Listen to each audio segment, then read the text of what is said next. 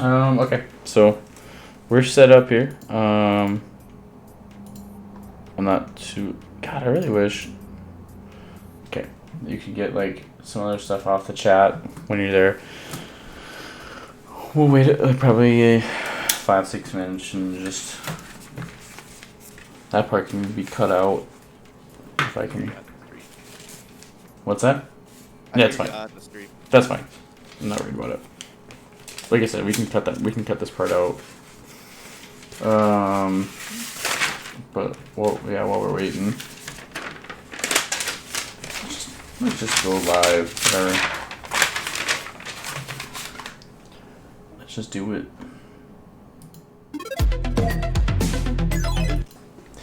Hey guys, welcome in. We are doing the Nerd Rebellion podcast, episode 3, I believe, and it is going to be on Wandavision, episodes 8 and 9. We're going to be discussing the Easter eggs that we saw, the storylines. We're going to recap the episodes to start, and then we're going to just talk about what happened in each episode. Talk about all the details that we witnessed during the episode, and also just looking at theories and things that came true or didn't come true, or that really just blew up in our face relatively fast. But this week we have a fellow streamer from the Ambro Gaming Lounge Discord. His name is Mike, and he as well as mine is, but he goes by Madman032 on Twitch. So we'll give him a warm welcome here. We'll go in. What's up, dude? How you doing, everybody? I see in your chat you got featuring Madman. I feel so honored. Featuring. I feel special now. I need my mom to put that on things for me. Well, I expect you to sign some autographs afterwards. Oh, definitely. Alright. So let's recap WandaVision episode 8 and 9. Yeah. Let's just dive right into it. So episode 8, we see this moment of the Marvel Studios logo popping up, and it's different than any Marvel Studios logo that we've had. I noticed that it turned purple at the end, and then we kind of have a big flashback to 1693 in the Salem, Massachusetts, Salem witch trials. So this all but confirms that Agatha Harkness is now, she is a witch. Like, she is. We knew that at the end of the episode. Well, can't get a little more obvious than that. So. Right. Exactly.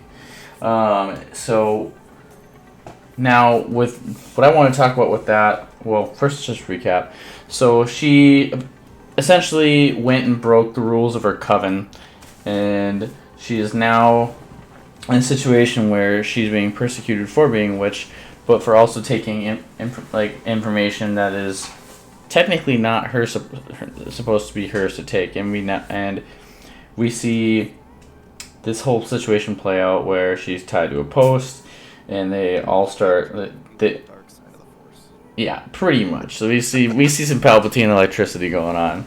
Yeah, exactly. They give it to her. She takes it anyways, and then she kills all of them. And then we go back to the episode. We jump right back in, and we see Agatha talking about the Scarlet Witch. She's holding her kids hostage. Wanda talks about how, my powers work out here, correct? Well, I'm sorry, I'm in episode 9. So going into this episode, we're down in the chamber, and Wanda tries using her magic. She can't do it. She gets made fun of for her accent going in and out again. Which I think is amazing. They decided to put that in there. People gave so much crap in the movies for her just randomly losing it, and they use that as part of a storyline. It's just a great idea. It's honestly a good way to fend off the trolls a little bit, I mean, yeah, you can tell that they listen to the criticism, they listen to the praise, and they lean into that, which can be a good thing, and they do it the right way. Right, I agree. I think it's stupid when people kind of make a big deal over nothing. Like, one thing I thought was dumb was with this show, where the first 3 episodes, people were already hating on it, and they're like, "What is this?" Like, I didn't want to watch some old sitcom. Every episode has had clear hints that there is foul play at hand. You don't know what's going on the entire time.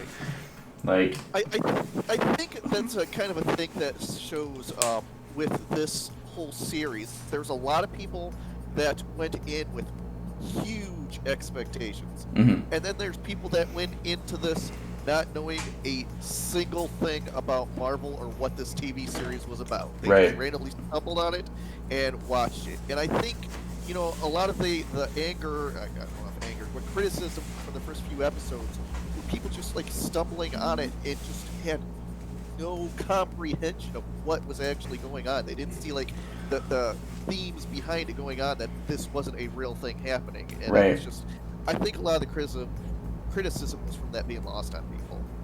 Right, I agree. I think that I think that you're in the exact right statement there. Like we talked about it too, where like another factor I think that comes into the show is that everyone is so used to being able to like take their show and binge it and watch it back to back to back to back. But Right. I personally liked having this show to where it was a every Friday thing, and you could plan, like, me and my girlfriend watch it together every Friday or Saturday or Sunday. We would wait until we could watch it together, and it was nice to kind of go back to that atmosphere of television where you actually get to like have something to look forward to and be like, man, I want to know what happens next week. And that's all about, that's when ratings come in and everything. Like this was a good thing, and I'm even more so to see. If I wasn't excited for this show, I'm even more excited to have Falcon and the Winter Soldier coming up on March 19th, where we're gonna have another weekly show for, I think it's like 6 weeks at least. I think it's 6 weeks or 6 episodes. That's what they said.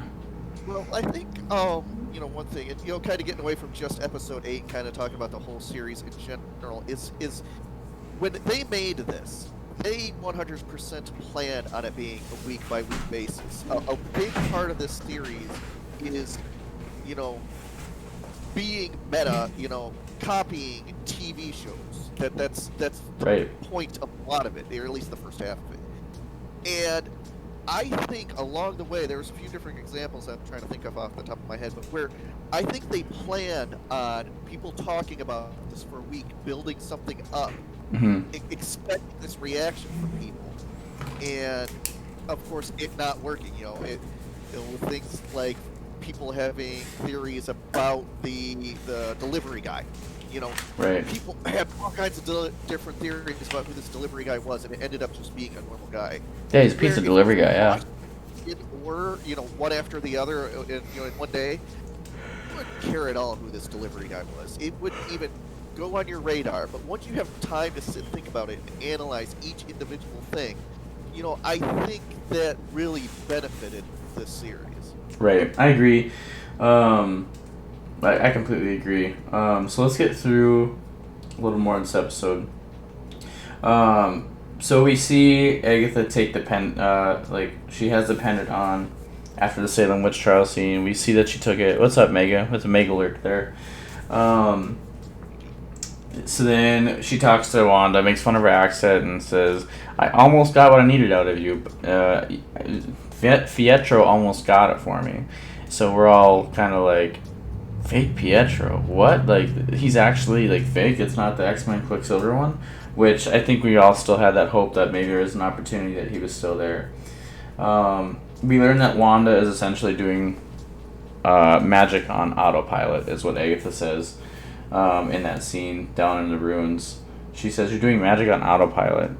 And we still aren't fully revealed as to what Agatha wants from this. Like, why is she so focused on Wanda? She talks about how all these spells were cast at once. Like, what's the deal here? How are you doing this? Like, that's all she really wanted, to be frankly honest. Like, she wanted to. I think at that point when I was watching, I was like, she just wanted to know what was going on and how Wanda was doing it, because I think there was a sense of jealousy from that moment. I see. With Agatha, at least so far in the series. Now let's just take out the whole thing that happened a few hundred years ago, the scene with her, killing all those people. But I kind of see her being set up as almost like a Loki character. Yeah. She starts off as being the big baddie, not doing a lot of a lot of good things, really pissing everybody off. Mm-hmm. But you kind of realize, there might be more to it behind that. and I kind of see this as her character arc. I think we are going to see her in the future, definitely. And she's going to be, that she's been talking about being some type of mentor towards Scarlet Witch Yep. and that. And I think while she might be in captivity most of the time, I think she still will be that mentor. And a lot of the actions that she took in that series was just. It could definitely be said that she was trying to do the right thing. Now, she was trying to get power and be more powerful herself, but I think that was, her way of trying to fix this problem is her taking it over. But, I want to say she had the right intentions at heart, but she wasn't trying to, be a villain at that point, I think. I really like that take on it, actually. When I was watching the episode, I thought about the same dynamic a little bit, where I think you get these characters that are so misunderstood, and, like, fans... sorry, I'm fixing I see the frames. You get these characters that are, like, so misunderstood, and, like, their dynamics and what they want, and, like... It's like, we'll talk about it later in the recap, but, like, there's a moment where, like, Agatha's like, you have all these abilities and you're using it to make breakfast for dinner. Yeah. And, like, she's so upset because I think she wants to be this powerful, but she doesn't understand how Wanda got it. Straight up jealous. So we'll, like, keep going through the episode and we'll see more and more of Agatha during the recap of, like, what actually happens, and what she says in these moments. So we now know that she knows that Wanda's doing magic on autopilot through Westview, and thousands of people are being controlled by her, and Wanda still doesn't even know that she's doing this. That is something to be noted. She genuinely never told a lie in the series. She did not know what she was doing. Yeah. So she pulls a strand of Wanda's hair, and they open this doorway, and they go to her first memory, and that we get a glimpse of. And this was cool because they actually give us, like, so much more character depth on Wanda Maximoff going forward through the rest of the MCU, because, like, I think the MCU, like, we talked about it with Bert the Nerd, where, like, the MCU, it seems like every time you do a watch-along, you catch things now. Like, a prime example for me was when you go back and watch Avengers, you actually see that Cap is like, I don't like this, I don't understand why we're on a helicarrier in the first place, and then he goes snooping around, and he finds Hydra weapons, and and they're like, and he freaks out, and he's like, what is this, and he gets lied to again in that moment in Avengers. Hulk breaks out, and we kind of cut from that conversation. And then ultimately that leads to Captain America and the Winter Soldier, where S.H.I.E.L.D. is Hydra. Like, you do these you watch a new project, and then you do a rewatch, and then you see all these things happen. What's up, B-Rep? You can jump in the chat if you want. Like, you see all these things happen, and it's just like, what the heck? Like, now these shows, movies have way more value. Yeah. And go ahead. They just adding to the backstory more and more. It's just like there's a point. I would say, well, we would say it's Disney. There was a point where they were horrible at, coming up with backstories. Look at a lot of their animated stuff with, like, Lion King 2 and Cinderella 2 and all this stuff, and it was just a cheap money grab just to try to do stuff. But with Marvel, they've realized there's potential in backstory. There's real, storytelling available there. And Scarlet Witch, I think, was just the first of many that they picked out to have a really good backstory that they just built into there. And, some small details along the whole, Infinity series, they honed in on those small details and blew it up and built it up to flesh out these characters more. I mean, I think all the characters can benefit from it. Right. I think that you're, like, I 1000% agree with that, because, like going through this episode, we see so much more of her too, where, like, we now know that, we're not getting Magneto as Papa, like we were all kind of hoping, or I was hoping at least. It's actually just her mom and her dad, and they come home and like the Cold War setting, and Agatha goes, "Oh, I love the Cold War aesthetic that you have going on." Like she didn't. It's like she almost didn't know, and then she's like, "Oh yeah, okay, this is actually the Cold War." Got it. Right. Well, that part, I don't want to be that guy that says, "Well, actually." Well, actually, you're good. Yeah. Go for it. But I, as much as I like them filling out that backseat, that whole part kind of confused me a little bit. Sure, go for it. Because I was trying to figure out like the time period on when that was happening. Mm-hmm. And the biggest thing that I got stuck on was the Malcolm in the Middle DVD. Oh yeah. Yep. Okay, so I actually looked it up before the stream. Are you a film buff? Some. Yeah. Okay. Okay. Go. I had to ask. Go ahead. But I looked it up, and that DVD came out in 2002, the very first Malcolm in the Middle DVD. Yep. Which, all right, and the storyline was supposed to happen in '99. I see where you're going with this. Her parents died, so there's a little bit of a discrepancy there. Yeah. With 3 or 4 years. The only reason I could say that maybe those 3 or 4 years would matter would be before or after 9/11, which we really don't need to get into that, but that could have some relevance in the story. Sure. But the Cold War aspect, I get that she was in a former Soviet, fictional Soviet country, but it was kind of threw me off a little bit there, trying to figure out when that time period was. But it did happen closer to the turn of the century, around 2000, than it did in the middle of the Cold War, just to kind of get the ages and people and everything kind of on the same page there. Yeah, I think it. Yeah, I noticed the same thing. Like I was like, huh, that's kind of a weird DVD collection to have when it's not out yet. But I mean, because I'm like a film and TV buff as well. Like I love watching that form of entertainment, and I just like diving into episodes like that. So we see mom and dad show up, or we see mom's cooking, dad comes home, and they're in this apartment that's super run down. There's war going on outside of the apartments in Sokovia, and we now learn one interesting thing that I noted, and like that was super. I really thought it was cool that they did this, was that we see. Okay, we get the point that it's I Love Lucy, Bewitched, Who's the Boss, Addams Family was in there, Malcolm in the Middle, and then we see Wanda's favorite, which is Dick Van Dyke, which is cool because the whole first episode was actually based off of Dick Van Dyke and I Love Lucy. Episode 2 was... and Dick Van Dyke was actually on set when they were making that, which I thought was Really? I didn't even know that. Yeah, he was literally there directing, telling them, like the kitchen scene where she's... Like, yeah. We had the things on wires. It was actually really things on wires. They didn't CG all that. He explained to them how to do that because he was there when they did it, 50 plus years ago. I had no idea. He was actually part of the production for making the first few episodes. That's insanely cool. I had no idea. The more you know. The more you know. Knowledge is power.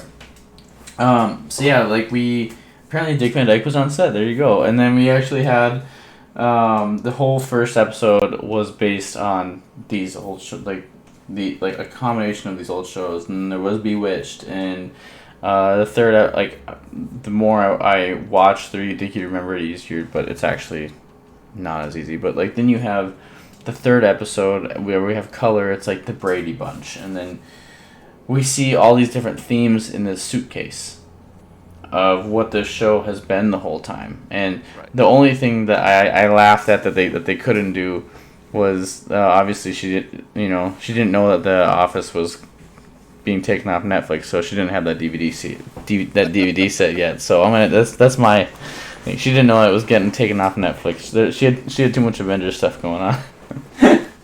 Still got Modern Family, so there you go. Yeah, there's that. Modern Family. So we see all this going on, but they're not only using this like to like be like, oh yeah, this was like what she grew up with, and this is what she witnessed on television of what life in America would be like, essentially. but they use it to learn English as a family. Like they would actually use this to learn English, and then they unveil the hiding. They unveil the hiding spot. They take Dick Van Dyke out, and they watch the episode called The Walnut, where it's actually, I won't go into that because that was like New Rockstars and Eric Voss's thing, where he talked about that whole episode and like what references it has to like the MCU and everything. It was very, very like in depth. It was super cool. So if you like that type of thing, go check out their channel and about the episode breakdown for episode 8. So then we see the first trauma, which is the toaster. We all talked about how the commercials actually meant something in the show. We see the toaster has the same noises, has the same color effects on the red light, and it's a Stark Industries tech rocket. And she goes to touch it. He wearing the right shirt. She goes to touch it, and then we get pulled back to adult Wanda. And then she goes, "So did the bomb go off?" And she says, "No, we didn't. We were there for X amount of days. I think she said 3 days. We were there for 3 days, and I think it's 2. it might be, yeah. I think it was 2 or 3. And then we go to before they leave that episode. There's a moment where Wanda says, at the end of the episode, you realize it was all a bad dream, which is like so sad because that's like what this whole show is." Going forward, we get the second memory, and it was Hydra. And I like how they took like 2 episodes and did Hydra Soak and then the Strucker Watch. So there was like both the those commercials meant something, but it was actually for the same thing. And it's when she volunteered to be experimented on with Hydra, and they have her touch the stone, the Infinity Stone. Well, it chooses her. And then she sees, there's going to be a lot to talk about with this as we go. She sees this moment of something coming down on her, and it looks like we know what it is. We know it's the Scarlet Witch. And I have a theory on this. And my theory with the Mind Stone is that you're seeing essentially the future. Because when Vision had it in his head, he said it hurts for some reason, but I don't know why. Like I think it was Infinity War. So I think they see these moments and don't know what they mean, but like I think we witnessed the moment in episode 9 when Scarlet Witch comes down. So going further in the episode, we see that she has this moment with the Mind Stone, and then from that one, we go to the third one, which is the Avengers compound, where Vision has this amazing line in that scene where he basically tells her, when Wanda's talking about how she's depressed because her brother's dead now, and he tries to comfort her, she gets upset, and she apologizes, and basically what happens is Vision says, "What is grief without love persevering?" Go ahead. Sorry, yeah, and that, I want to take away from that. That was an amazing line. But a big part, when she's in the Avengers compound, Mm-hmm. she is watching those DVDs. She is. And that is showing the starting of her watching TV is her coping mechanism. Yeah, 100%. I mean, yes, coping mechanism, but it's also reminding her of her past and her family and everything that she's lost. Right. I agree. So I think that was very symbolic going there. Yeah, because I think when people do get that low, like they find a coping mechanism, like you were saying, like in like in Ambrose community, we always talk about mental health too, at least once per meeting, it seems like, and like it's definitely a coping mechanism for people who are struggling and want. And I love when Vision says, "What is grief without love persevering?" That's a pretty damn good line. That I had a lot of people knocking it, saying it was cheesy, but it's like, I thought that was pretty damn profound. I thought that was a good one. They got me on that one. I think everything that Vision says is becoming more and more profound. Whoever is writing Vision's lines, and we'll get even into that with episode 9, will give them credit where credit's due, because they did an amazing job with Vision this entire show. And for me, I wasn't a huge Vision fan before this show, and I actually really like him now. Like, I thought this show added so much depth to his character and so much more importance. got a nice question about Vision 2, but it might get us off track, so I'll ask it to you later. Just remind me. Okay, sounds good. I'll have you bring it up. So we know that she wants to see Pietro again. And so there's like a common speculation on this of like, well, did Agnes actually cry when they watched that memory, or was that a fake tear? I feel like she actually felt what Wanda was feeling watching that, like, and because she was standing behind Wanda and she like wipes a tear, and I was like, I don't think that was fake. I think she's actually make that fake. Like, it's I wouldn't say it's much fake, but it might be that she had a tear for a different reason than we might think. True. There's that possibility there. It might not be empathy for Scarlet Witch. It might be her remembering something in her past or a reason why she's, that reminded her of something else. Right. I think that's the craziest thing. Like that it's easy to talk about too, because you can actually be like, hey, I saw that. Like, I definitely noticed that she wiped a tear, and I don't know what that was for. So then we go to the final memory in this episode, and we see Sword. And I think we all knew deep down that eventually we were gonna see this moment where Wanda steals Vision's body. Because they showed the security footage multiple times. Tyler Hayward was like, this footage is like just got revealed to me that Wanda like stole this and blah blah blah, But what's interesting in this memory is Wanda wants Vision back, and that's what was said to her, and then that's what triggers this memory for her to go back. So she goes and she meets Tyler. Like, she goes to the front desk and asks very politely, "Can I please come in?" And they're like, "No, you can't." And she says, "He deserves a funeral. I at least deserve it." And everyone in that building knows she could just walk in there and right. get it anytime right. she wanted, and there would be nothing they could do to stop her. Right. So she's like trying to play nice, and she's like, "I just want to talk to somebody, like, please," because she's grieving, she's mourning, and she just wants to give him a funeral. Well, then she looks at the camera and they won't let her in, and Tyler lets her in, and she goes in. There's 2 lefts and a right, I remember that. And she like... Oh, wait. First you gotta mention on how she opens the door herself. Oh, yeah. Wait for him to buzz her in. We'll buzz you in. I got it. And like, you're like... Flex just a little bit there. She was so patient. She's just gotta flex just a little bit. Yeah, she's like, you know what? Screw this. Like... opens the doors on her own, goes in, and she sees Tyler, and Tyler's like, he's like such a kiss ass. He's like, oh, it's an honor to meet you, and blah blah blah blah blah. And then she goes, she's ticked. Like, she wants to see Vision, and she wants to know. She's like, I know that you guys have his body because when I went back, it was not there. Like, that means she has gone back to Wakanda to get this body. And it's not there. Now, before people attack me in the chat or like in future comments when I do get this podcast uploaded, I know that Wakanda is a private territory, but if you remember at the end of Black Panther, he opened it to the world.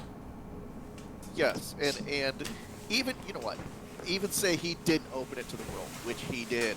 Right. I'm sure they would let her in. I mean, she kind of was a big part of trying to defend the country. So yes. They probably say, yeah, wave her in, she's fine.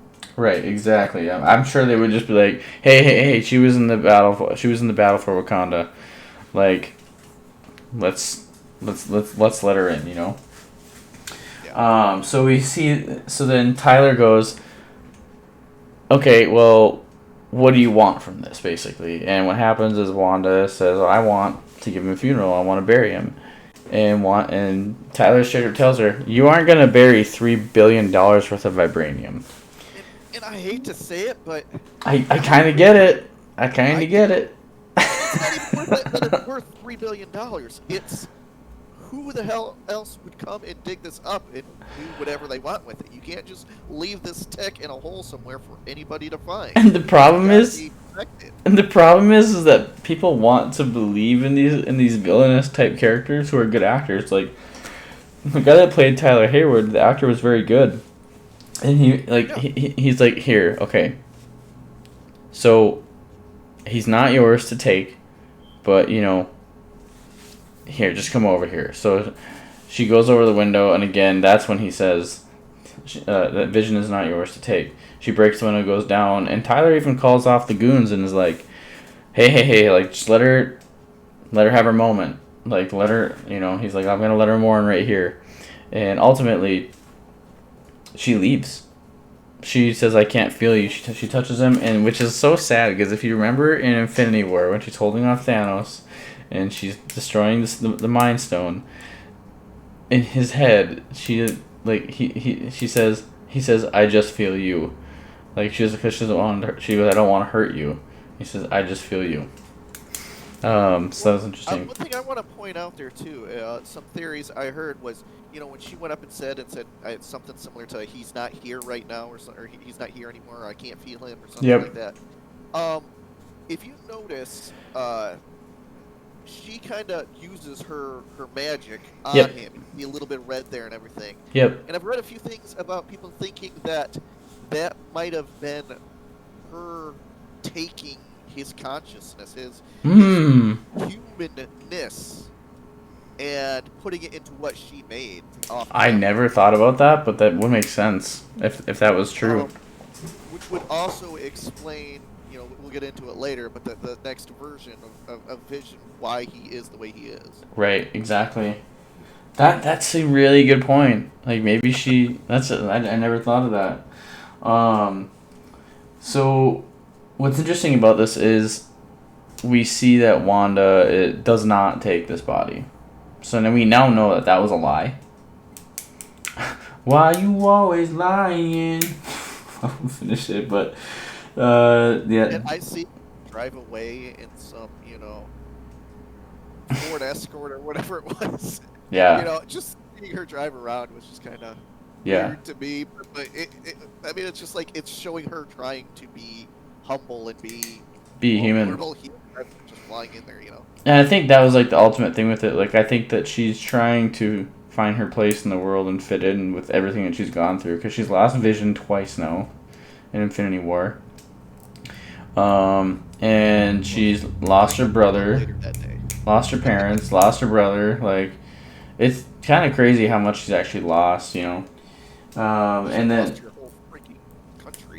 Right, her whole country, yeah, exactly. Like, it got blown up, and the whole Lagos incident, it's insane. So we see how much that she's really lost and like what she's gone through. So I think Wanda's essentially just trying to find her place in the MCU or in the world. So then she drives to Westview, New Jersey. We're getting near the end of the episode. And she starts seeing, like, it's cool how they reveal it to us. We see Herb, we see Norm, we see Mrs. Hart, we see the mailman is actually a pizza delivery guy. And this is where things get a little bit crazy and they start to go off the rails. So I wrote some stuff down here saying that there was a heart on the letter that was on the calendar in the first episode when they didn't know what it was.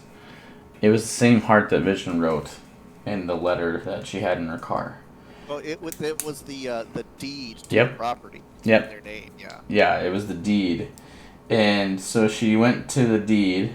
She went to the site of the house that Vision had for them. And she literally built her house based off of a note from Vision, and she created the hex. She created her own home in the home that Vision and her were supposed to have together. Well, one thing I was thinking about that was, that home. They went to that home, and it was just a bare foundation and almost nothing there. Right. But you got to remember, Vision had to buy that. Right. At least a minimum of 5 years before that. Mm-hmm. Right. What if there might have been a whole house and everything already planned there? They could have already had everything. Right. And over the 5 years, it got burnt down or whatever. That's a good idea. Even more nothingness in her life. She can't go even back to the home that they planned on living in. Right. And I think for me, so like where I'm at with it, where I think she got that deed in Infinity War. Like in those moments that we see between her and Viz, like where they're talking about having a life together and going forward. But what kind of happens there is, I think, obviously Vision dies, and I think that like she never really opened this yet, and maybe she's now opened it, and it's like, okay, well now, like, I'm gonna create the world I want to create for us. Like I think she really thinks that she's doing something good, because she truly doesn't understand her powers and what they do. Like, she had no idea she's controlling all these people around her. She's still a Padawan. Yeah, she's still a Padawan, but not at the end. So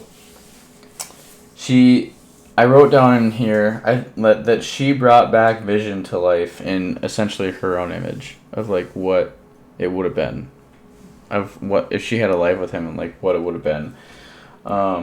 And we kind of start off right at episode 1. She even did it to a point where she thought, she completely created this thing. Right. And she even did it down to the point where he questioned himself and everything. That was part of it. The fact that she created him and still questioned the world he was living in, kind of showed either, she maybe kind of realized what she was doing and kind of built in a way out to get out of it, or she was so accurate to the building of Vision that she even left all of that in it. Right. And I love how, like, I saved some of the pictures. I don't know if I put them in my Discord or not before we did this, but I can do it while we're waiting for certain things. So we now get this big reveal where we get past the memories, and then we hear her kids yelling. So she runs out and she goes ahead and she sees Agatha in her full Agatha Harkness form, choking kids and she said, "This is chaos magic, you're Scarlet Witch." She said that makes you the Scarlet Witch. Right. Which that was the end there. And that's the end. And you're like, holy crap, like this is insane.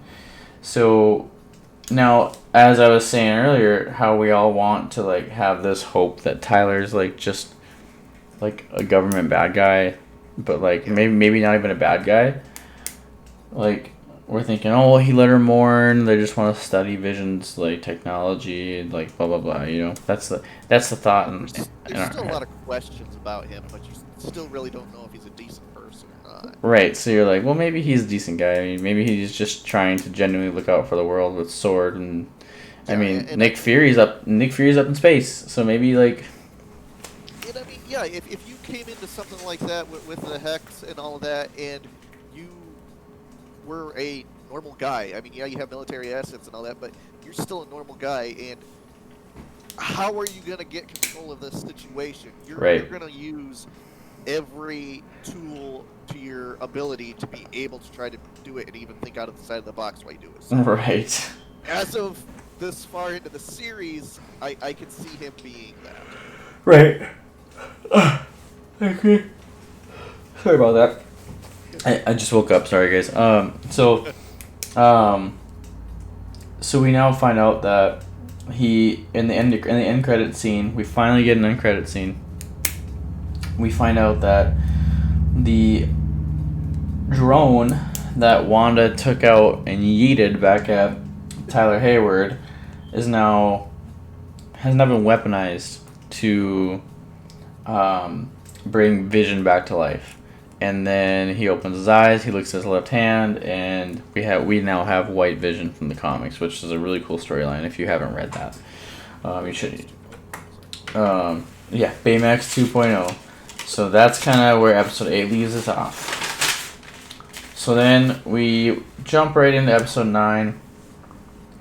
And so we'll do a quick breakdown of this one, and then we'll just talk about the show in general. So this one is called the series finale. So Obviously they don't plan on making any more. Right, like this is a one done series. So we jump right back in the episode. Agatha has her kids. And then we have White Vision, like they fight a little bit, and then White Vision shows up. Wanda tries to have a moment with him, and then White Vision tries to squish her head into 1,000 pieces. And then Vision shows up, and he's like, "I'll take care of this. You guys take care of that." The boys go and hide.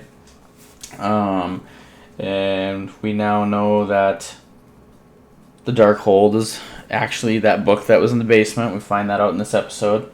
Because we go into a town square battle where Agatha talks about the Darkhold, how Scarlet Witch is so much more powerful than anyone else. Spontaneous creation, and just overall how the Sorceress... She's stronger than Doctor Strange, the Sorcerer Supreme. Which is... According to Agatha.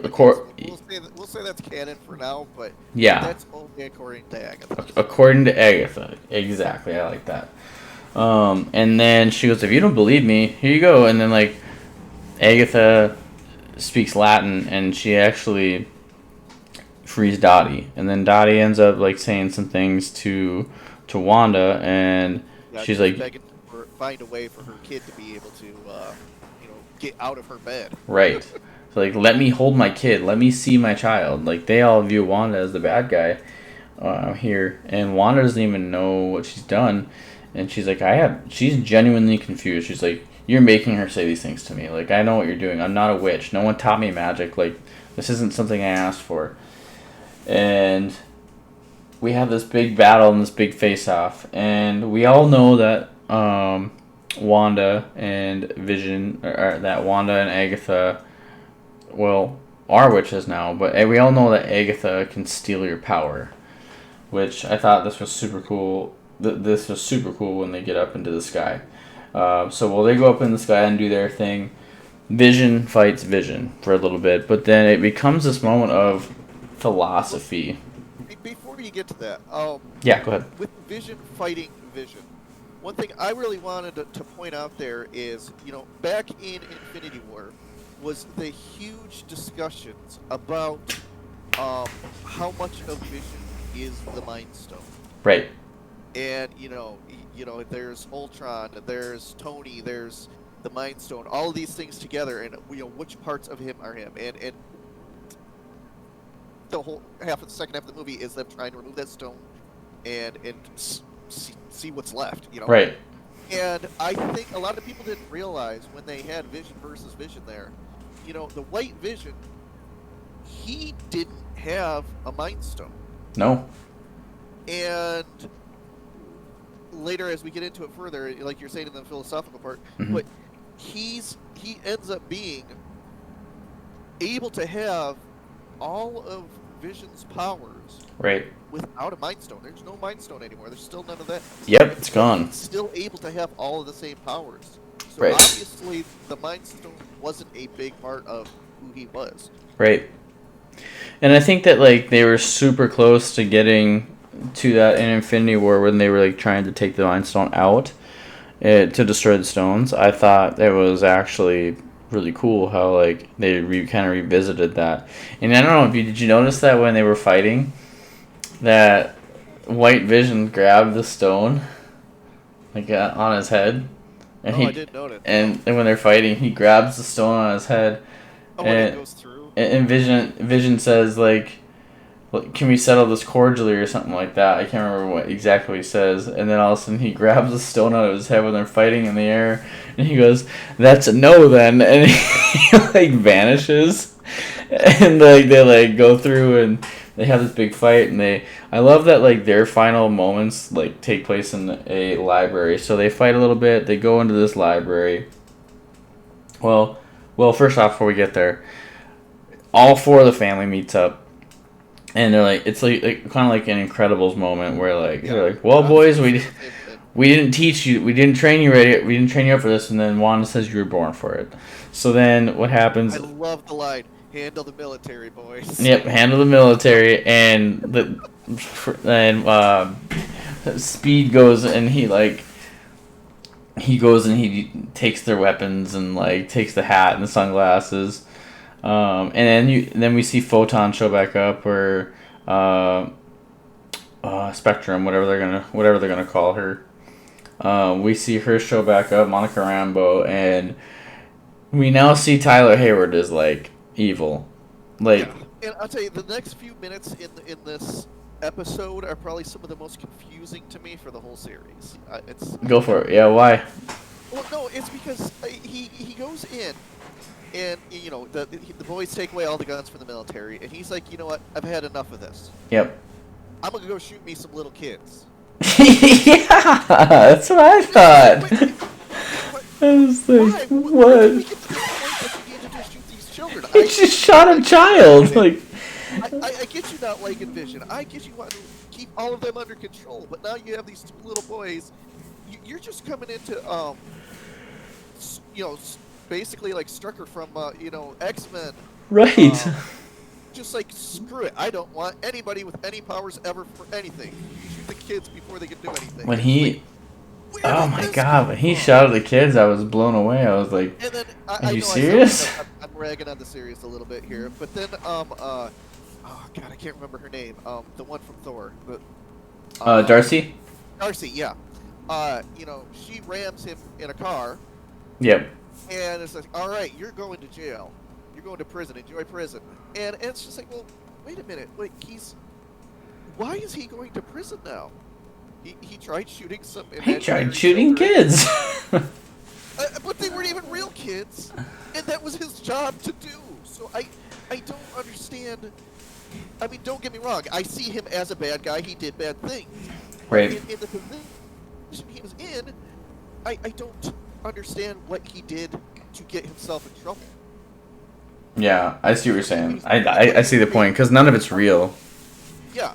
So, I mean, I'm not trying to poke in plot holes and everything. I'm just saying, in an excellent series, that is one part that kind of confused me. I wasn't understanding why he got in trouble and why he decided to kill him. And he had no reason. I think he's just fed up. Like, he's like, I can't get in this stupid hex. I'm finally in this stupid hex, and now there's some superpowered brats that don't exist. I'm just gonna shoot them. Like, maybe it was almost like a moment where he was like, God dang it! Like, we got Vision, we got Wanda, and now we got these two brats that can do it. And then he sees Photon as superpower because like she takes the bullets, and she's like, you do not like.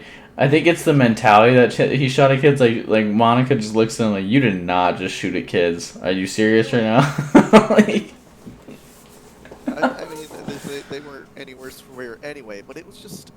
I get that they're trying to build up him being a bad guy, and that was confirming that he was a bad guy, but they just took such a huge step there to like, right. You know what? Time to shoot me some kids.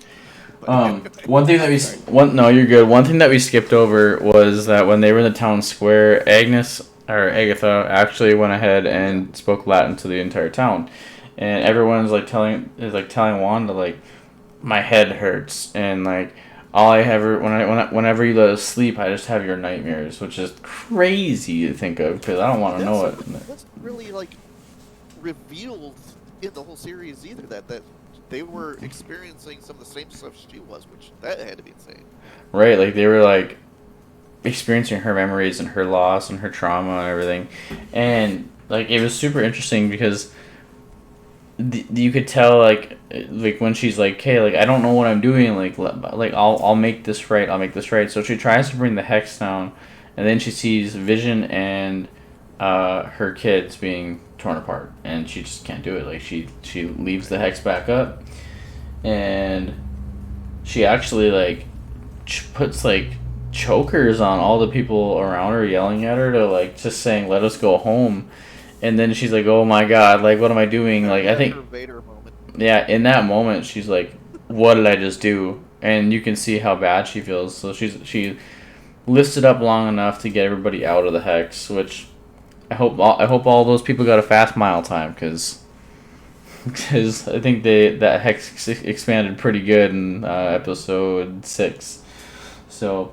But then we get this awesome scene with Vision versus Vision in the library, and I love that it takes place in a library because it's a very Vision-esque place for this philosophical thing to happen, where he puts him in a choke lock, and he grabs him, and he like says something about being the true Vision, and then they talk about the ship of Theseus and the ship planks being the same or like rotting out and then getting new ones, and he asks they're like asking each other like, well, is it still the ship of Theseus? Right. So if you don't know what that is, like it like, which I had to look it up a little bit. If you don't know what they're trying to say in that moment, is Vision has been he was a voice, and he even says this at the end of the episode. I was a voice, and then I was a body with no emotion, and now I'm pretty much I'm a memory of somebody. What I'm going to be next. And I probably got that a little bit wrong, but and I'll pull up some of the pictures I've saved from what I've seen on social media and like the quotes from the show when we get to the end here. But it's interesting to see that like they had this moment in the library, and then Vision if you don't mind me say it real quick, go for it. I think a good way to explain it is to make it a little easier for modern day terms is comparing it to a car. Say this is my car. Right. If you swap out the tires, is it still your car? Well, sure it is. Well, if you swap out the engine, is it still your car? How many parts can you swap out before it's not the original car anymore? And right. That's what it is. And that's still actually a thing in nautical terms, and I was in the Air Force, which they do count with airplanes too, is they always, to avoid that theory for even legal reasons and everything, they always keep an original part from whatever it is to say it's the same thing, even if it's just a nameplate from the original thing saying that this is the name of what it is, just so they can legally say that it's still the same thing. So that's what they kind of figure. But going into Vision, how many parts of Vision can be replaced before he's not Vision anymore? Right. Exactly. And I think that's a really good thing to bring up too, where like they come to this understanding. And what I loved the most about it was like watching like a feral animal, like in that moment, be like, "Don't touch me," and then all of a sudden Vision's like, "May I?" And the guy and then White Vision allows him to touch him, and he like gives him his memory back, and then he goes, "I am Vision," and he flies off. We never see him again. Which I want to be so much more to see what he was gonna do, but he just. I thought maybe he'd like go and help them. Yeah. But like he didn't. Like he was just like, "Well, I'm out of here." The fact that he just yeeted himself out of there and you never see him again, it makes me second guess on whether he actually is the real Vision, because I don't see him ever doing that. Just decide he's gonna be gone, I think he is. I think it's, you gotta remember, like, so one thing that I said the same thing you said, and then somebody like replied to me on it, and they were like, you gotta think about how he just got like 5 years of memories back, and probably doesn't know anything about himself truthfully yet because he's still not fully back, and the last place he remembers is probably being in Wakanda. So I'm guessing he might go to Wakanda and like talk to Shuri. And I could see that as being a logical step. I was just, and that probably is where it would be going next. But I still think he would have took care of the business at home first. Mm-hmm. But that's a little nitpick for me, But I also, part of me thinks that like, how much of home was that for Vision, or was that just home for Wanda? So I guess that's just the way I look at it. And then let's talk about Photon and Monica Rambeau before she breaks out. We skipped over that. So everyone had these theories that Evan Peters coming into the show as Quicksilver was maybe he is actually Peter Maximoff from the X from the Fox universe, meaning this show can break open the multiverse. Like, if any show is gonna break open the multiverse, it's definitely this one, right? And that's what we were all thinking. I remember when me and Heidi were watching it, and he said his name. Like, could it be? There was literally no other Right. explanation at that point on what it could be. Right. Like, well, maybe he should. Maybe he did show up from. My theory was, he showed up from a multiverse, and then Agatha got control of him first, and that's when we saw him being controlled. But like because he had superhuman abilities, then Maybe she even had something to do with it. You know. Right. When he got there. So I was like, well, maybe she pulled him in there knowing that there's a multiverse and all these other things that she knows that Wanda doesn't know. Because Wanda in that episode, you remember, she said, "I didn't do this. Like, I didn't call him here. Like, she doesn't even know who's at the door." And it's just interesting to see when we find out that his name is Ralph Boner. she's like Ralph Boner, like Bonner, like, and he just laughs at it, like when he's still under, like, yeah. So yeah, he's still under the spell for a few more seconds there, but yeah, there's some theories. So they take the necklace. She takes the necklace off of him. He says, like, "Do you want a tussle or something funny?" And then like she like flips him on his back and takes the necklace. He had nothing to do with that. She's like, "Yeah, nope." I think she was playing when she tried escaping before and he ran in front of her. I think she's just like, "All right, okay, what can I do stand here? down for right now. Let me figure out a little bit more what's going on before I kick his ass." Yeah, exactly. I thought the same thing because Photon's really powerful, or Spectrum, whatever they want to call her. Ty was saying that they're probably gonna like maybe call her Spectrum because her mom would buy Photon. So like Spectrum, they showed like 4 different spectrums of her in the hex when she's walking through it, which is a really good point too. I want to. This is a whole big theory here, but I think it's a good part to bring it up. I read not even an hour before we go on, and I want to see if I can find some more stuff on it, but it seems like it's a pretty reliable source. That, Sure. For each episode, and for a lot of things, they have the regular closed captioning, and then above that they have descriptions of what's happening in the episode. Yeah. Blind people. Okay. And, Yep. And I read that way back in episode 5 when he shows up, that the voice description was Wanda stares at the version of Pietro from the X-Men. Literally in the official description of What? Yeah, so it's like, I was like, wait, so I'm still wondering, all this stuff, they're throwing red herrings back and forth, trying to throw everybody off the trail. Yeah. But if that was true, if that's what really happened, well, that's probably more concrete evidence of things for me than a lot of the other stuff that I've seen. Right. So for me with it, I really hope that it is Evan Peters as Quicksilver, because he's such a good acting talent to have in that show, and he loved working there's a statement that he released just within the week saying that he just loved being part of the MCU, and that like he said it was a blast even if it was just for that small amount of time. But you could do a lot of things. Marvel's like you were saying it last night when I was doing the Ultimate Alliance stream, where Marvel's kind of the king at retconning things. Yes. Like, and they do They're good at making stories, and they are excellent at retconning. I can't think of much other companies that are better at doing that. Like, they're good at retconning. So you could like retcon that maybe he's like the whole missing persons report. That's what I always in Westview. That maybe maybe Jimmy Woo like was actually looking for him because Jimmy Woo's like in ties with some other higher entities now.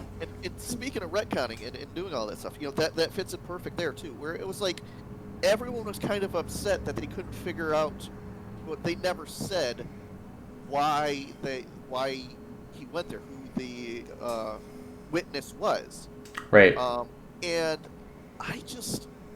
I don't think that's something they're going to just throw in there and never talk about again. Right. I think it's going to come up later at some point, either for one reason, A, that they planned on it, or B, they goofed it up, which I don't think so, but it's a possibility. They goofed it up, and they're going to make good on it and fix it in the future. X-Files. Who went there, X5, that's a good idea. When he went there, they could have came up with any excuse for him being there. Mm-hmm. If there's some magnetic disturbance or there was seismic activity, they could come up with any reason they wanted to. Right. But they came up with missing person. So they're going to have to want to stick to that for some reason. I agree. I think that they shouldn't run away from that, like with the missing person report. Also, on top of it, like someone tried saying that it was explained by already that like, well, it wasn't just a missing persons report; it was a missing town. And I was like, I don't know. I feel like missing person's pretty specific, but well, I don't know. And another part that says now, kind of going against the whole Pietro thing, is they said that the person he was looking for, the family of the witness, couldn't remember what the family of the town. Yep. So I mean, apparently he does have family somewhere, but you know, maybe that his family's the X-Men, but Could be. Yeah. I like the idea of them still taking the Days of Future Past cast, I guess, from X-Men, the newer cast. I think they would fit in with it very well. You know, the quality of the films that they came out with as they went on, I think people are a lot of agreement they kind of decreased as they went. Yeah, for sure. But I do think, for the most part, all of the actors have the quality to carry up better than the story they were given in the past.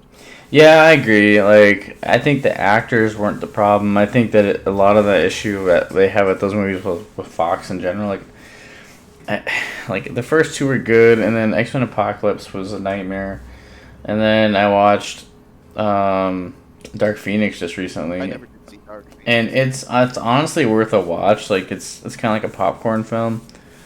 It's okay. It's not that good though. Like, from what I understand, they did so many rewrites on the thing to make it not be Captain Marvel, which was kind of ironic because it would have been a perfect movie for them to be similar. And if those two interact in the future, they have something in common. right, exactly. Which It would was have worked out in the long run if they would have stuck to their guns. it was such a bad movie. Like it's not a bad film. Like it's not a bad film. It's just like this doesn't feel like a Marvel film at certain points in times. But sticking with this here, so we fast track into the sky a little bit now, and Wanda starts. She knows that Agatha is like wanting her powers and wants to have control of them, because she thinks that she's the rightful person to have them. So Wanda starts throwing these balls of energy at her with chaos magic up in the sky, and I noticed the second time I watched it, she was hitting the walls. No, I noticed it the first time me and my girlfriend were watching it together. I noticed it I told Heidi, I was like, she's throwing those things at the walls at random. It seems like not just at Agatha, and then all of a sudden we find out they're runes, and I was like, oh my god, like, and then she like quotes Agatha, and she says, I can't remember it word for word, but all she says is that, you know, in a given space, only a witch can cast her own spells, and I was like, no freaking way. I gotta give her credit for being tied up, smashed all over the place, and still having the chance to remember what each one of those runes looked like. Good For real. Yeah, like I was like, holy crap, like that is the coolest thing ever. And then she goes, and I don't need you to tell me who I am. So she like willingly becomes the Scarlet Witch. Well, she has this weird glowy crown on her. Yep. I mean, I guess a crown isn't the right word. I can't think of what it would be, but Right. But since she doesn't really feel like physically manifesting it at that point. She just kind of half Right. it, I guess. Right, I agree. She's a little busy, I guess. It was so good to see that costume on on a big screen. I still consider it a big screen because these do feel like movies every week. It was so good to see that costume. Well, it's the biggest screen I can get to right now. Yeah, it's the biggest screen that we can even go to right now. You know, it might not be silver, but it's the biggest screen we can watch. But yeah, so we see this costume come down, and then she lets she totally rejuvenates the way her physical appearance, and then she becomes Scarlet Witch. They go down to the ground. I was thinking, yeah. Agatha was attacking her, and with each attack, she was losing her life, her energy. Yep. So she was looking worse and worse as it went, but then she kind of just like She almost looks like a skeleton, like in the Salem Witch Trials thing. Yeah. And then they go back, which they do visit in the episode, but it was kind of pointless, just to confirm that like she is the Scarlet Witch. Like all the other witches came back to life, and they were like, "Oh yeah, Wanda Maximoff," and it was super creepy. We had witch zombies. Yeah, we had witch zombies. It was cool. And so they go back to the ground, and then you see like this new chip on Scarlet Witch's shoulder, where she goes, "I'm gonna give you the role that you asked for," and she says, "You are the nosy neighbor," and she goes, "No, you can't do that. Like, yeah, that's cruel. You can't do that, and you don't know what you don't know what you just unleashed. You don't know what you've done." And Wanda's like, "Oh, I know what I did." Like, she knows exactly what she did, and so she transforms her into the nosy neighbor. And there's like some jokes that Agatha makes about like her being hot, like having like this new outfit. I think it's important to point out though that the walls are down at that point of the hex when she does that to her. They are. I don't know if it's going to come back to bite her later, but the spells, the moves that are supposed to be saying that there's no counter magic and Agatha is powerless are down at that point.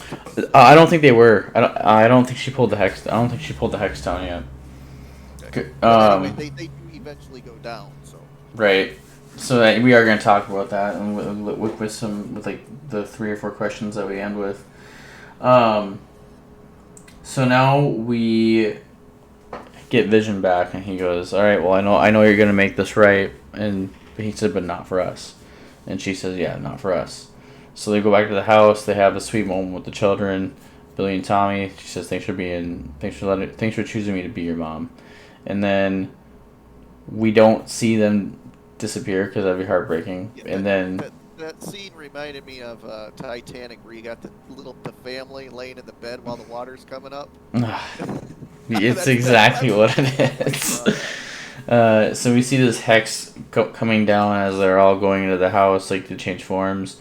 And then her and Vision have a sweet moment where he says to Wanda, he says, before they leave, before he knows he's going to be gone, he starts crying and he says, "I've been a voice in someone's head. I've been a body with no emotion, and I've been a memory of now I've been a memory. Like, I wonder what I'm going to come back as next." Which totally say he's going to come back. Right. Vision's not gone. Like, he knows what he did. He knows 100%. And maybe Vision told White Vision to go somewhere too, Like, maybe he told him to go somewhere. Maybe he told him to go to Shuri and Wakanda or something like that. Who knows? Well, I'm sure there will be an answer to it. And then we see Wanda step out, and she actually brings the hex down. Everyone disappears, and she gets in her car and she drives to the downtown area where all the aftermath is going on. and she sees all these people of Westview and they hate her. Like they're looking at her with absolute fury. And we were gonna talk about that a little bit. Where I wonder how different this is from like the Westview citizens. If there is any sort of sympathy at all towards her, versus the Lagos incident where she didn't know how to control her powers like at all yet, and she blows up people on accident. I think it's a pretty similar response from the people. Mm-hmm. I mean, they both, she was trying, at least in Laos, she was trying to do the right thing, and she messed. She didn't even really mess up, but people think she messed up. She could have let the explosion happen on the ground or up in the air. Yeah, I agree. I agree. Like so many, it could have been so much worse. But the perception was she messed up, and the people hate her for it. Yep. And then in Westview, it's pretty much the same thing. She messed up. In the end, she tried doing the right thing, but it doesn't matter. They still hate her for it. I think the biggest thing is her reaction to it. With Laos, she covered. She hid. She hid herself. She isolated herself, and she felt so horrible about what she did. And you got the Sokovia Accords and all of that. All of this fallback about what happened. Right. And in this situation, she's sympathetic, but it's more like, all right, whatever, my bad, I got stuff to do. I mean, I don't want to say she sounded that heartless, but she wasn't, even a fraction of broken up what happened there compared to what happened earlier. So, and I think don't know if that she was grown, if that she was callous, I don't know. So I want to say I think it shows both. I think that like when you go through hard things, that you callous up, but like you still learn to grow. And I think in the show, like she learned how to grow and not like put herself in a state of depression so much, but rather like this happened in my life and now I'm gonna have to deal with it. And she just walks out. Like they see her and they're like, there's looks of hate. She knows her power. She knows she can defend herself if she needed to, and she would definitely not hurt anybody in the process of that. But Monica even says they will never know what you sacrificed. Like in this moment, they'll never understand. And then Wanda says it would never change the way they look at me, because she understands. She now understands what she did to those people, and I think Wanda kind of like agrees with the people more than herself, and is like, yeah, I know what I did. That part, I don't know. I'm split on that, because I get that she is trying to forgive Wanda for what she did and kind of put it into perspective and all that stuff, but her saying they'll never know what you went through. Right. What she went through at that point, just for the series, is she's had to get rid of her imaginary family. Right. These people were imprisoned and forced against their will to do. It's the same. And unable to see their kids, and it was so much worse for the city as opposed to Wanda. Don't get me wrong. Yes, it hurts to lose your imaginary family, but nothing compared to what this town had to deal with. Yeah, I think it's like one of those situations where it's like, what's more important, one person or the world? You know what I mean? Or one area of the world or the rest of the world. It's Sokovia. Yeah, and I really like that context of it where like Wanda's like, yeah, they're all like, yeah, they'll never know what you sacrificed, and it's at the same time it's like, well, that's not true, because you kind of hijacked their lives for X amount of time, like. Yeah. And you were hurt, and you were hurting them. Like, imagine what they lost. Imagine that. Like they lost their town. Their town is in ruins. Ruins. Their town is in like shambles because of the destruction that you brought. That you brought there. Like, so she flies off as Scarlet Witch, and like what we were saying just now, like other people have said too, were like, I think it was Eric Voss in his video, he talked about how like she flies away kind of like a calloused person, like a more like evil version of herself, but like not fully evil, because she changes into her costume and she zips out, And I would say she's apologetic, but maybe not sympathetic. right, I think that's like the best way to put it. Like she knows what she did. She now understands like the gravity of it, but like there's still a part of her that doesn't care because she still didn't necessarily get what she wants. And like I had it in the back of my head. I was like, well, she's not done because this is leading into Multiverse of Madness, and this is leading into other projects like Spider-Man 3 and stuff. No Way Home. So there's gonna be a lot of all these projects are tied together, and they're all like having appearances in these movies and stuff. So. Um, with the after credit scenes, we get a couple in this episode. We get one where, one of my theories came true, and it was that we're gonna see the Skrulls, and I think that Skrull that when they said, "Oh,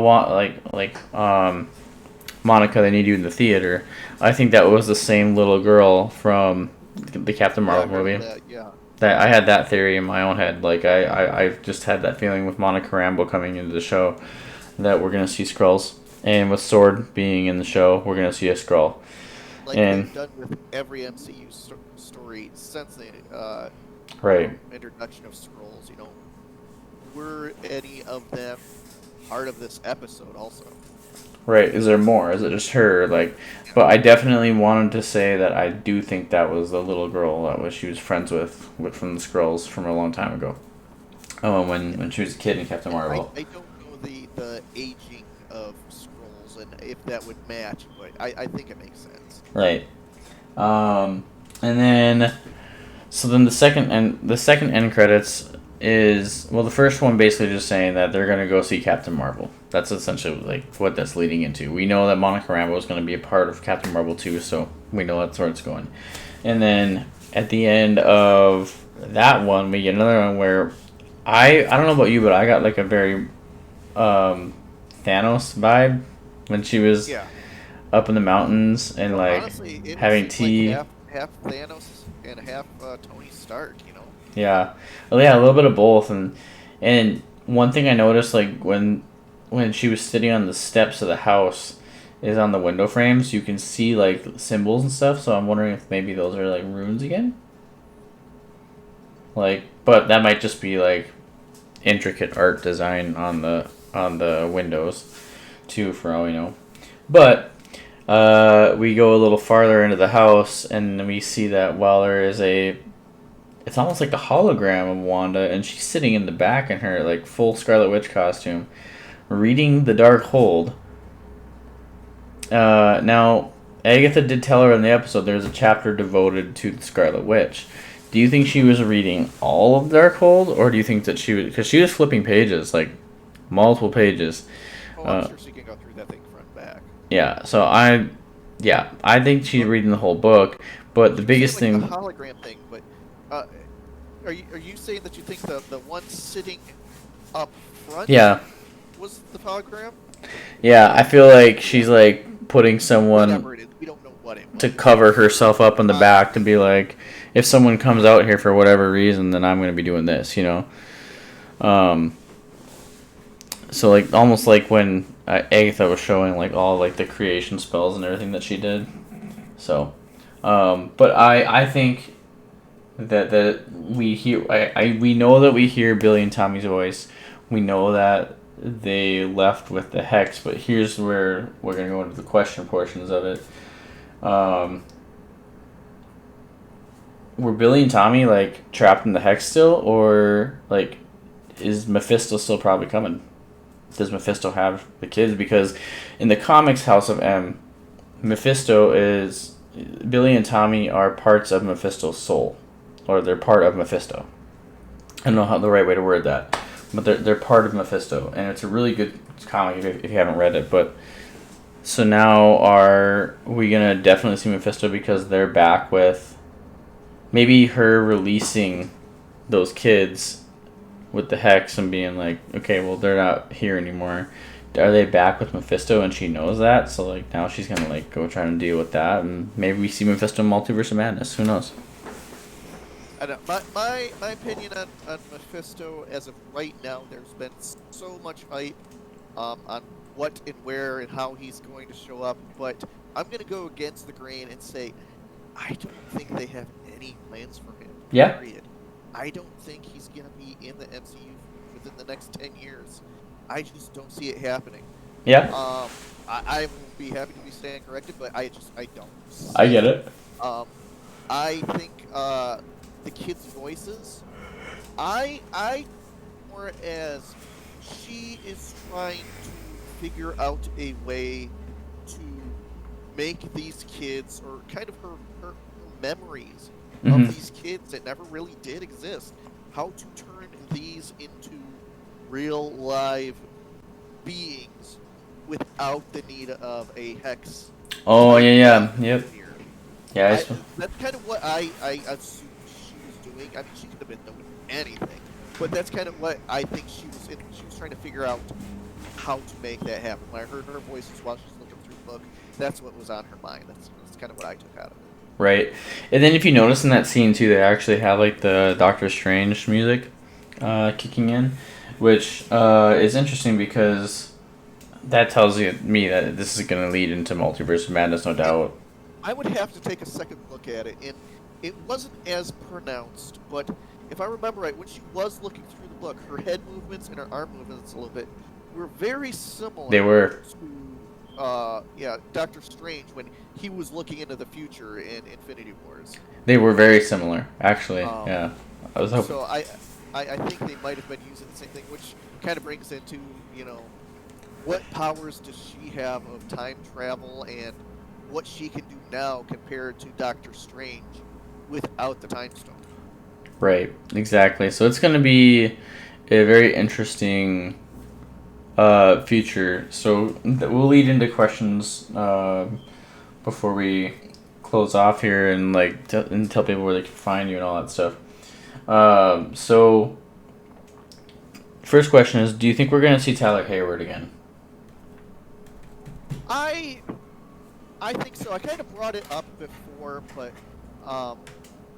even just the name similarities, and I'm probably pronouncing it wrong, but with the X-Men series with Strucker and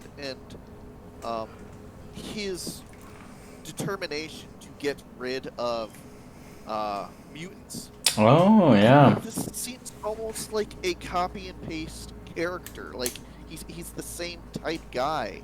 And I think they built up his character to be able to do that with, the MCU people or even the X-Men when they come. He's going to be the one to go after them. And I really think that's good theory. what he's going to use. That's a good theory. I actually think that we're going to see him again. But I think it's going to be more of like a prison sentence, and I think the MCU will do something more practical with it.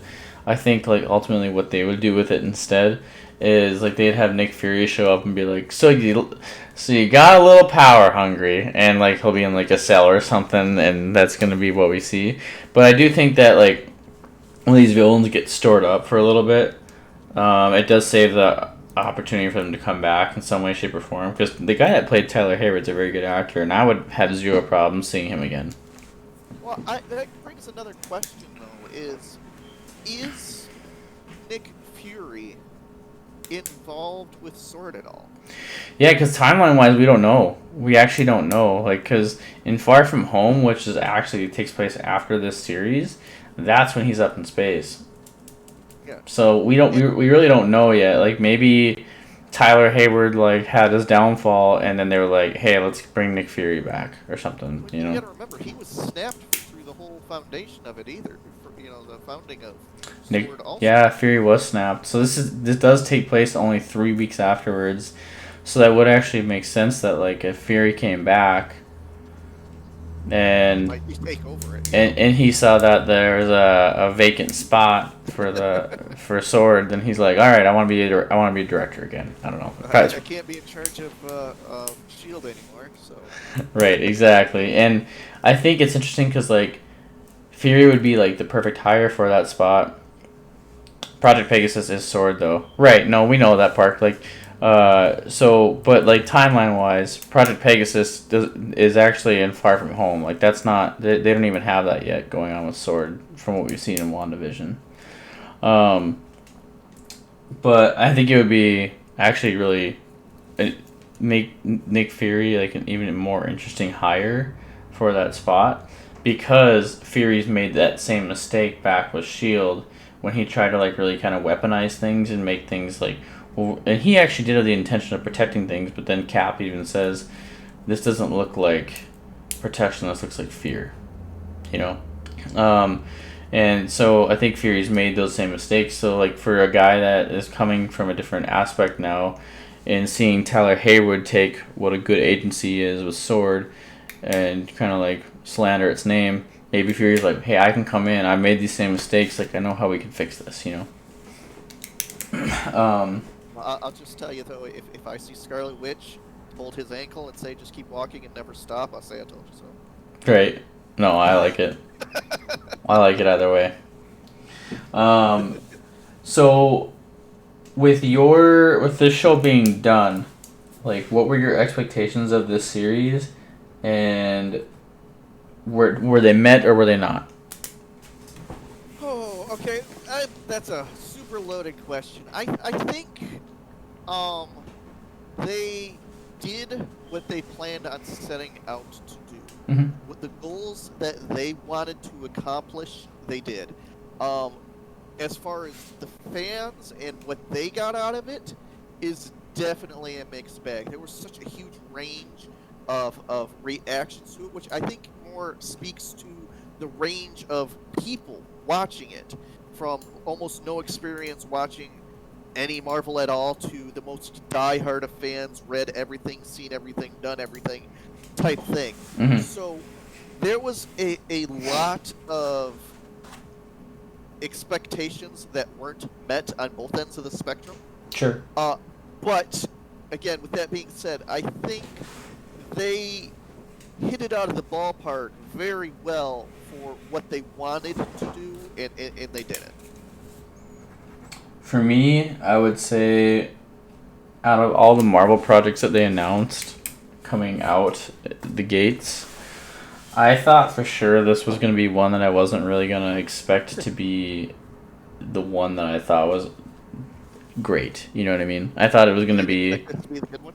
No, not at all. Like, I was like, what is WandaVision? Like, what is... Like, this seems dumb. Like, Vision's dead. Like, I don't get it. But, like, in the back of my head, I was like, okay, watch it, and you'll probably enjoy it. Because it's Marvel. And, frankly, like, having no Marvel content for, like, the last year... it's been rough, like, because you want something to watch, you know.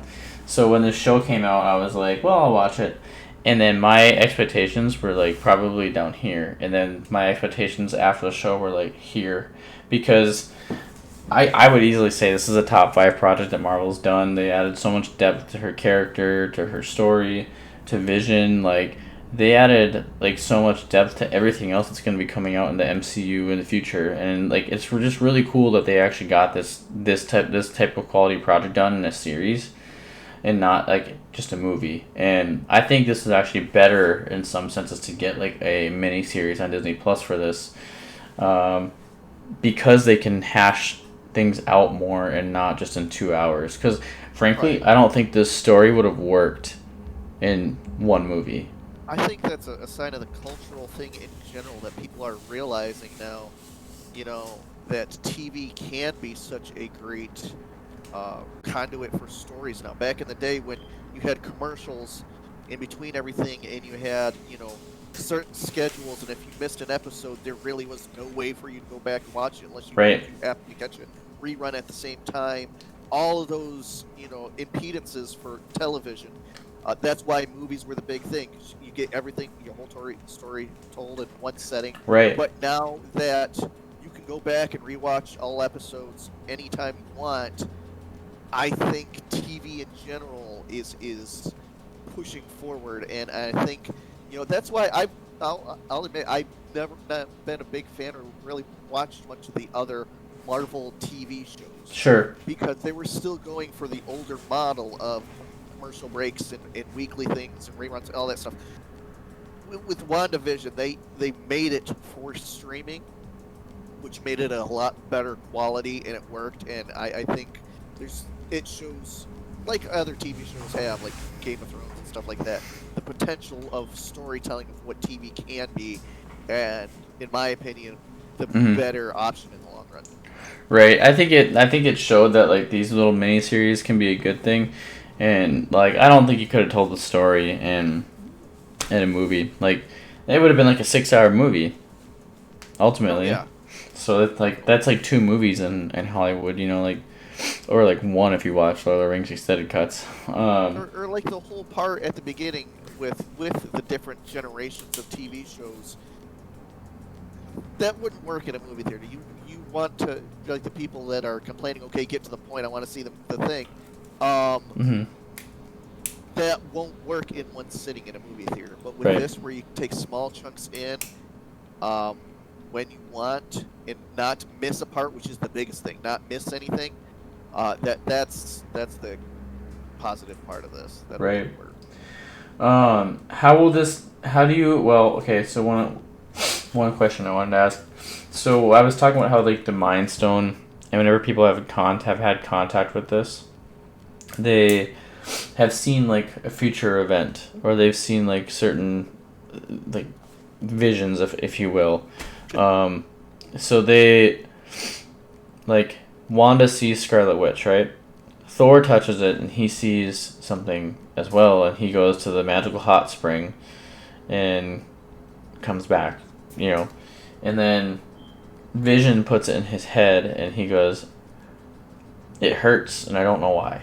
Like I think the people that have had encounters with the Mind Stone, which thank God it's not around anymore, have actually seen maybe like a future event or like parts of a future event and not seen like the full story of it yet, you know. So do you think that like holds water? Like do you think that the Mind Stone just like is what it is? I don't know. I think the powers of the Mind Stone have never really been fully understood, at least in the MCU version of it. Right. I think that it's more of it, for lack of a better word, it affects your mind, and it's usually in the form of foreseeing things, Right. and it's I really can't give a good answer for that, because I think there's just so much still, even it's been one of the most featured stones there is, I think there's still so much unknown about it Yeah. that's still kind of hard to answer. Yeah, because they even talked about that where Vision was like, "I have no organic matter," and then he says, and they mentioned the Mind Stone. He says, "I don't have the Mind Stone anymore." He's like, "I have no thoughts. I have no organic matter to my body." Like, so yeah, I think the Mind Stone's really interesting. Um, Obviously, we know this is gonna tie into other projects, preferably probably Multiverse of Madness and Spider-Man: No Way Home. How do you see this show tying into anything else? Like, do you see this tying into any other series or TV Well, or movies? obviously, they've said from day one that there's going to be tie-ins with Doctor Strange 2, Mm-hmm. Multiverse of Madness. That there is going to be tie-ins. So I'm thinking it's more on, is Wanda going to be the villain or a villain for Doctor Strange? Right. I am still holding out hope that it is the real Pietro from X-Men. Yep. I think they faked everybody out, double times, back and forth, double cross everything, but I still think he's the real guy, and I think it's setting up a mentor for Scarlet Witch that she's going to be in the future there. So I think a lot of it was just building a base for some of the characters in the future, and I think there is going to be effect for it. I think the fact that they mentioned Sorcerer Supreme, they mentioned Doctor Strange. Yep. That is almost setting up a showdown between the two. Yeah. It's going to be like, Iron Man and Thor back in the day. The two people have a misunderstanding and fight before they do anything. I think that is 100% setting Right. up a fight between those two. Yeah. Yeah, it'd be It's cool. almost a given at this point. On how and why, I have no idea. But I see that right now. So, yeah, just for my touch on that is, I think this is gonna tie into a couple different projects in ways that we didn't expect. So I think that like with everything that happened and the effects of Endgame, we're not done seeing the effects of Avengers Endgame No, no. at all. Like, I think going into the next series, The Falcon and the Winter Soldier, I think that this show's going to tie into that a little bit. Like, we're being like, look at all these superpowered beings having no control. And I think it's still even tie back to Civil War, like having no sense of authority other than themselves. And I feel like that's why the government is like, we're going to have our own Captain America and we're going to do this. Like, we're not letting you guys just do things on, like, in your own little world anymore. You know what I mean? Because, like, I feel like we might even get a mention of Wanda's actions with the Hex, and like maybe it's like ongoing as the series is going on a different part of the world, and no one can help her with it because like everyone's being so like locked down on and like held to like where they're at, you know.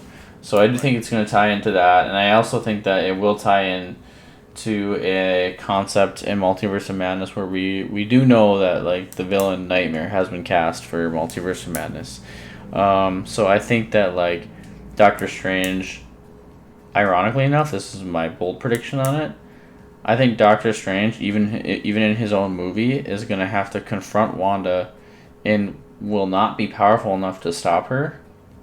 But we'll know that that Scarlet Witch is powerful enough to stop him, and that if they work together, then they can stop him together. So I think that's kind of where it's going to happen with it in Multiverse of Madness.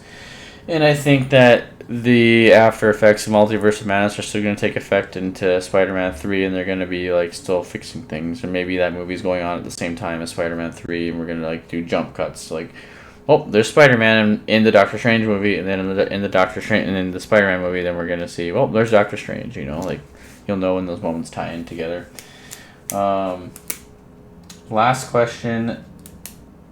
Who else? So Wanda brings the Hex down, and and basically what happens with it is we hear Billy and Tommy's voice. Now, do you think that Billy and Tommy was somebody else, or do you think they're still in the Hex? And if that's the case, is Agatha still in the Hex? Like, did she like put the Hex in a little portable pocket and like keep it, or like what's going on here? You know. I think the Hex is gone. I don't think we're gonna see it anymore. Yeah, I agree. As far as it goes for Agatha, I think that we haven't seen the last of her. I agree. Go ahead. No, go ahead. I was just saying I agree with you. Go ahead, keep going. Yeah, no, I think we haven't seen the last of her. I think she is going to stay under whatever spell she is, probably until Wanda needs some answers for something. Mm-hmm. And then she's going to be back, and then she's going to earn her trust somehow, and then be, a normal character. Again, comparing her to Loki, which that's coming out in about 2 weeks. Yeah. So I think that's what's going to happen with her. As far as it goes for the kids, again, like I said before, I think the kids are imaginary figures at this point. It's something Wanda came up with in her mind, and she's just trying to figure out a way to actually make them real. So she's still not over it then? Yeah. Oh no. Yeah. Those kids are gonna be part of her character forever, I think. I like it, and I think that's gonna lead to like a Young Avengers setup too. So with all that being said, thanks for coming on. I appreciate it. I got to give you my one bonus question though. Go for it. Because it was something I was thinking about. All right, do you follow Star Trek at all? I don't. I really don't. Son of a bitch. Go for I it. had the perfect comparison question and you ruined it. Well, I've seen a little bit of it. Go for it. I'll ask you anyway. No, I was gonna say, who is smarter and more human-like, White Vision or Data? See, I don't know. I wouldn't be able to answer that. It is the famous android from the Star Trek series, so I wanted to get into that, see what anybody thought, but that's fine. I'll look it up. And get back to you. Oh, you gotta watch like 10 seasons of that to get who it is. No. Okay. But no, anyway, for me, yeah, where can people find you at? I stream on Twitch at Madman032. I usually do streams that involve viewer participation. Lately, I've been doing GTA Nice. Chaos Mod, where basically you You get to choose what happens in the game while I'm playing. You can make it rain whales. You can make the time go fast. You can make all the cars fly up in the air. You can do all kinds of fun stuff, and it's fun interacting with everybody on that. Lately, I've been doing. I've just started doing reviewing of games that are brand new releases or haven't even come out yet. I just did one for Hide and Seek that comes out on Steam March 10th. And for early access, it's got its ups and downs, but it's worth checking. And I got another one coming up here soon, so I'm going to be trying to do that stream probably later today. I'm sure when this goes out, I don't know if anybody will see that, but another game called Airport CEO. Which I'm going to try doing a review on online, and it's awesome that I get the ability to review games on streams now. It's never something I really thought. Dude, that'd be cool, yeah. Otherwise, I'm always trying to do games where I can interact with chat, whether it be stream raiders, stream racers.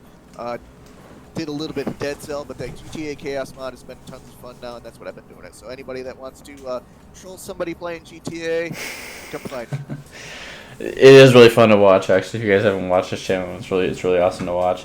So what we'll do, Madman, is I'll have you dip out of or just go mute for now, and then I'm gonna go to the just chatting screen, and then we'll actually raid somebody here. So. Alright, well, thank you guys for hanging out in the stream. I'm gonna find a way to take this VOD and actually put it up into Anchor. Try to strip the audio from it and get it ready for that. What's up, DJ Cat? You're just coming on the end. We're gonna raid somebody. So let me see who's live.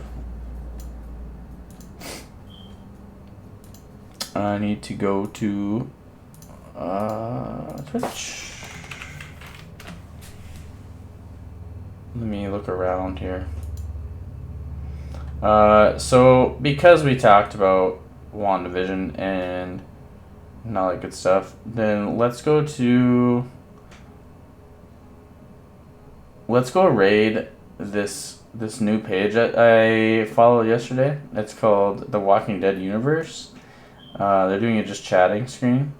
And sometimes they have some cast members from The Walking Dead on there. It's pretty cool. So we'll raid them. Actually, scratch that. We're gonna raid Matt Bagel. I haven't raided him in a bit. Where are you at?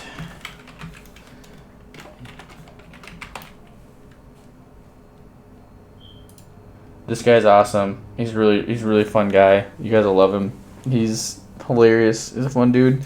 So we're gonna go check him out. And then maybe some other day we'll raid the Walking Dead page, because they're only 40 viewers. It's a newer page right now, but Mad Bagel's at 7, and I want to give him some support, so we'll raid him. But I just want to say thank you to everybody for coming and hanging out and listening to the conversation. If you were in the chat and you joined the conversation, I appreciate it too. We're going to be trying to do this typically every Wednesday. You're going to say Mad Bagel?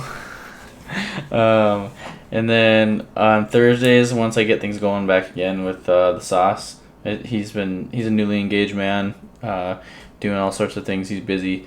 So we'll get back to Nerd Sports on with the sauce, and we'll discuss all that stuff.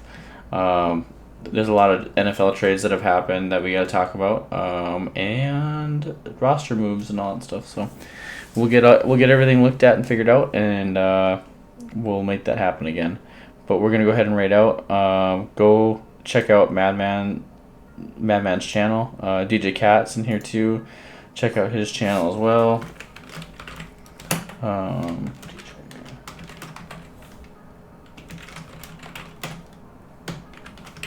And I'll see if I can get one more in.